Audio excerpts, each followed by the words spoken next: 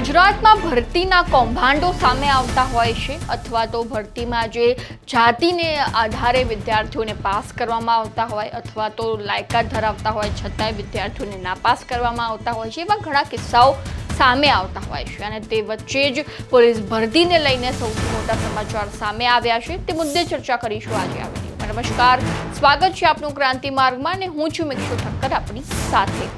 તાજેતરમાં જ જે પોલીસની ભરતી ચાલી રહી છે અને તે વચ્ચે જ કેટલાક વિદ્યાર્થીઓની નારાજગી સામે આવી, જેમાં પોલીસ ભરતીમાં જે લાયકાતવાળા કેટલાક વિદ્યાર્થીઓ છે તેમને નાપાસ કરવામાં આવ્યા છે. જેટલી પણ શારીરિક પરીક્ષા તેમને આપવાની હોય છે તેમાં જે લાયકાત ધરાવતા વિદ્યાર્થીઓ છે તેમને નાપાસ કરવામાં આવ્યા છે, તે રીતનો આરોપ જે વિદ્યાર્થીઓ દ્વારા લગાવવામાં આવી રહ્યો છે. અને આવા વિદ્યાર્થીઓને સહકાર યુનિટ ગ્રુપ પણ આગળ આવ્યું છે, જેમાં તેમના દ્વારા જણાવવામાં આવ્યું છે કે અમે ભરતી બોર્ડના ડિરેક્ટરને રજૂઆત કરવા જઈશું કે જેટલા પણ લાયકાતવાળા વિદ્યાર્થીઓ છે તેમને કયા કારણોસર નાપાસ કરવામાં આવ્યા છે અને જો નાપાસ કરવામાં આવ્યા છે તો વિડીયો કોલિંગના મારફતે અમને બતાવે કે કઈ ખામીને કારણે તેમને નાપાસ કરવામાં આવ્યા છે. તો આ મુદ્દે આ યુનિટ ગ્રુપ વધુમાં શું કહી રહ્યું છે, વિદ્યાર્થીઓ શું કહી રહ્યા છે, તેમની પાસેથી જ સાંભળી લઈએ. કે તમારી સુવામાં ને હાઈટ ઓછી થઈ જાય તો આપણે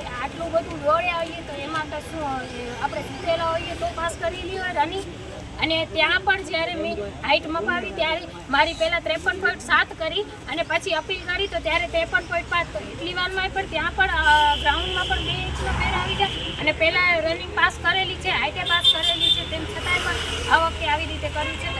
પોલીસ ભરતીમાં જે ઉમેદવારો છે એ અગાઉની 2-3 ભરતીમાં ઊંચાઈમાં પાસ થયેલા એવા ઉમેદવારો આ વખતની ભરતીમાં ઊંચાઈ ઓછી છે એવી રજૂઆત સાથે એમને ગ્રાઉન્ડમાંથી નાપાસ કરવામાં આવ્યા છે. 13 ફેબ્રુઆરીએ પણ 30 જેટલા વિદ્યાર્થીઓએ આવી રજૂઆત માટે આવ્યા હતા અને એ વિદ્યાર્થીઓની રજૂઆત અમે પોલીસ ભરતી બોર્ડમાં આપી હતી. આજે પણ અમે અગાઉથી ટાઈમ લીધો હતો મળવાનો કે વિદ્યાર્થીઓ છે પોતાની રજૂઆત કરવા માગે છે. તો આજે રજૂઆત કરવા માટે વિદ્યાર્થીઓ આવ્યા, પરંતુ અમને એવું કહ્યું કે માત્ર વિદ્યાર્થી જ રજૂઆત કરો, કોઈ પ્રતિનિધિ રજૂઆત કરશો નહીં. એટલે અમને એ મળવા દીધા નહીં. હવે બીજી નવાઈની વાત એ છે કે ભરતી બોર્ડના ચેરમેન છે એ ચેરમેનને ખરેખર નોબલ પ્રાઇઝ મળવું જોઈએ એવી નવી શોધ એમણે કરી છે. એમણે કહ્યું કે હું મેડિકલનું જાણું છું અને એમણે કહ્યું કે વિદ્યાર્થીનું જો વજન ઘટે તો એની ઊંચાઈ ઘટે. આવું એમણે કહ્યું કે વિદ્યાર્થીનું જો વજન ઘટતું હોય તો એની ઊંચાઈ પણ ઘટે. આવી એક રજૂઆત કરી. બીજી વાહિયાત રજૂઆત એમણે એ કરી કે તમે સવારે દોડવાનું હોય એટલે તમે ઊંઘમાંથી આવેલા હોય અને ઊંઘમાંથી આવેલા હોય એટલે તમે બરાબર ઊભા ના હો એટલે તમારી ઊંચાઈ ઘટે. આવું એમણે કહ્યું. હવે ઊંઘમાંથી આવેલો 5000 મીટર દોડી શકે છે તો કઈ રીતે કહેવાય કે આ ઊંઘમાંથી આવેલો છે?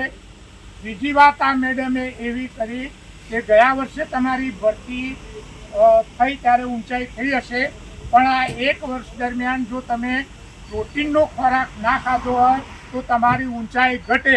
રાઈટ, આ એમની સરસ એવી એમની રજૂઆત છે કે 1 વર્ષ દરમિયાન તમે પ્રોટીનનો ખોરાક ના ખાધો હોય તો તમારી ઊંચાઈ છે એ ઘટે. એટલે આ વસ્તુ છે.